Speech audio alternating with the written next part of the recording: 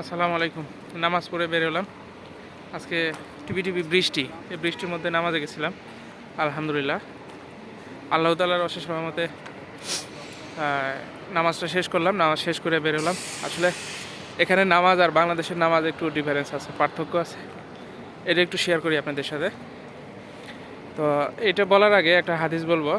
একটা হাদিসে আছে, উল্লেখ আছে।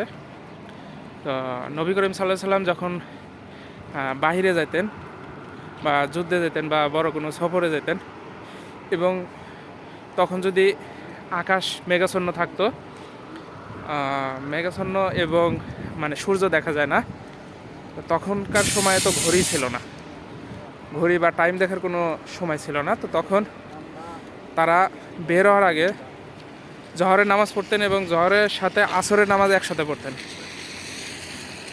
তো এরই ধারাবাহিকতায় এখানকার এই যে টিভি বৃষ্টি বা একটু বৃষ্টি আসলে ওরা জুম্মার নামাজ পড়ে, শুক্রবারে জুম্মার নামাজ পড়ে, জুম্মার নামাজের পরে আবার আসরের নামাজটাও পড়ে ফেলায়। হ্যাঁ, আর আমাদের বাংলাদেশে আজান দেয় অনেক আগে, 12:30টায় বা 12:15টায় আজান দেয়, নামাজ হয় 1:01টায় বা 1:30টায়।